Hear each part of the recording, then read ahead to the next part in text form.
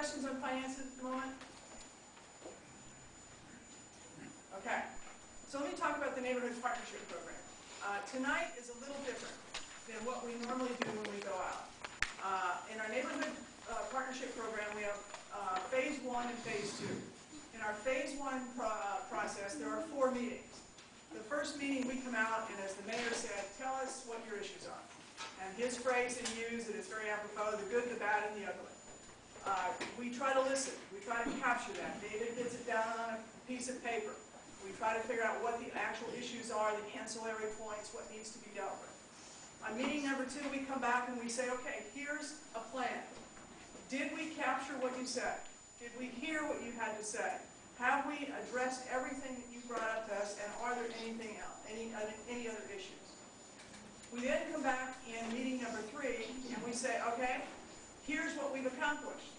This is how far we've gotten. This is what we have left to do. And then in meeting number 4, our plan should be complete. We should have been able to do everything that was on our list or to tell you why we can't do it. And then we move off into Phase 2, which is the true neighborhood partnership. And all of this is based on one premise, and that is good times, bad times, any kind of times. A city is not a city if the city government and the neighborhoods and the folks living in the city are not engaged together in partnership. And so that is our purpose in doing this, is to say, we can do this and we can do that, but we need your help to do some of these things, and we need to always check with you and listen to you and have a conversation with you to make sure that we are doing the right things in your neighborhood and answering the issues and the concerns that you have. So we also have, I just want to note that all of you should have a piece of paper that looks like this. This is a survey. We'd appreciate it very much if you fill it out and leave it either on the table or with David over here to help us kind of get a hold of your neighborhood, understand your neighborhood, find out who's out here, and make sure that we're starting to build that partnership. All right, any questions on neighborhood partnership? Could you explain why tonight's different than the neighborhood plan? I will. Thank you. I mentioned earlier that tonight is a little bit different than our normal neighborhood partnership, and that's because we've been out here once before. And we came out at your request as part of the discussion around Costco. And during, it was a pre-Costco opening, and during that time we heard, of course, concerns and issues about Costco, but also other issues. We heard issues about trees, we heard issues about crime and safety, traffic, and some other things. So we've taken the initiative to begin your neighborhood plan, and that's what you see here. We've tried to capture what we've heard already. And part of what we will do tonight is be going over this plan to let you know what we've done so far, where we are, but then to have, as the mayor indicated, to go through the process of listening to additional issues. And if you'll give me just a moment, Mr. Mayor, how would you like to do this? Would you like to go through issues first and then through the plan, or through the plan and the issues? Why don't we take the 3 big issues that are mentioned on the agenda first, and then go from there. Okay. So you'll see that the plan is made up of 6 pages. The first issue on the agenda that we heard last time was the Costco and the status of other neighborhood commercial developments. If you will turn to, it's on the back, the last page, page 6. You'll see that the question that we heard that we were trying to answer is, what is the status of various commercial and retail developments in the Eden Shores area? We have responded with 4 different specifics.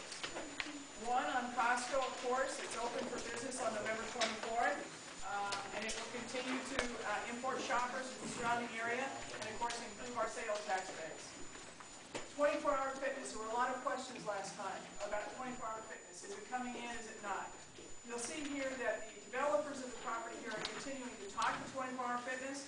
They are very interested. Both parties have good faith, but the economy is pushing back on both of them. 24-hour fitness, of course, wants the best possible deal it can get on rent and other things, and so they're still in good faith negotiations, and we hope to see that successfully concluded. The retail center between Costco and Eden Shores, you'll see here that the economy has negatively impacted this development. There are some conversations going on with an Asian-based retail, grocery store, and some other things that looks like it has possibilities, but we don't have anything specific to report to you other than we're continuing that conversation. conversation with developers continuing to market, and there is interest, but given the economy again, people are not quick to jump on sites the way they used to be. And of course, that impacts the last one, which is the business park designated to the west of Marina Drive. That simply is not moving at all, and probably won't for another 3 to 5 years at the most, or at the least. So that's the status of the first item, which is the Costco and status of other neighborhood commercial developments. Any comments or questions on those? Yeah, I have a comment about Costco, that they have their kind of garbage on the right on the main street, which is the Hesperian, right on the corner of the Hesperian and Industrial. They have all the garbage there, and that makes the street very ugly. Maybe you guys should talk to them, raise a call or something, because it's affecting our neighbors. Everybody heard that? She was talking about Yes. the Go to the garbage down pallets. on the corner. By the pallets. Yeah. And the boxes, Right. everything. In my Okay. opinion, we passenger, you can pile up the boxes into boxes and the parts, and that's not good. Okay. Recycled cardboard. Okay. Yes, sir. On the corner of industrial, intersection of industrial and Hesperian, when you change the electron unit to 2 lanes, there are more accidents. So at Industrial and Hesperian on the left-hand turns, They can't turn and that. okay, so you think that's increased the number of accidents? Okay, we'll make a note of that. Anything else? Yes, sir. I guess you wouldn't be able to see this unless it's in hindsight. What's happening is because of the traffic at the corner of the Hesperian and Industrial, because of the Costco. I'm sorry, Hesperian and Industrial? In Industrial, because of the traffic that's accumulating there because of the lights are real close together. What's happening is people that are coming off of 92 or for the Cemetery Bridge, they're cutting to the property right in the middle where the new, they're building the new houses and the Costco. And they're just going around the circle and they're coming all the way from the other side by the park. And they're cutting, they're doing a shortcut to get to that side and continue Hesperian. And what's happening is that, and you see this right around between 4 and 6 p.m. when the traffic starts. And what's happening is when they do that, they go through that little loop circle at least 30 to 35 miles because they just want to get all the way across and continue on their way. Obviously, this maybe it wasn't thought out, they didn't think about it because of the Costco wasn't there. Now that the Costco is there, the traffic is accumulating. That's happening every day. Okay. All right, we'll make a note of that. Yes, sir. Question about the item C, about the retail center. I hope city will have a higher standard to approve the business operating there. I don't want to see a cheap liquor store open there. Just for example. So I care about what kind of customer will bring into the shopping center. So I would like I actually like Costco being there. Because I like the customer profile in Costco.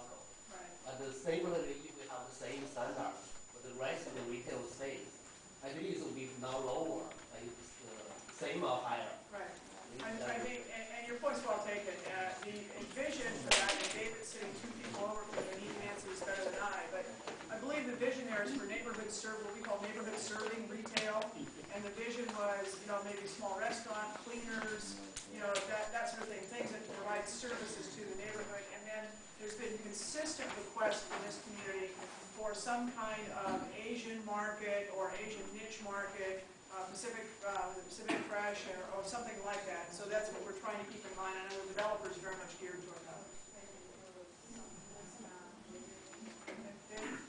Right, just to add a little bit, the brokerage firm that the owner is in communication with now has done other East Bay developments, and they tend to be a higher quality set of retail stores. So I spoke to a representative from the owner Legacy Partners earlier in the week, and they seem to be positive about how those negotiations are going with that brokerage firm and potential Asian-based development. Okay. Any other things before we move to the next topic?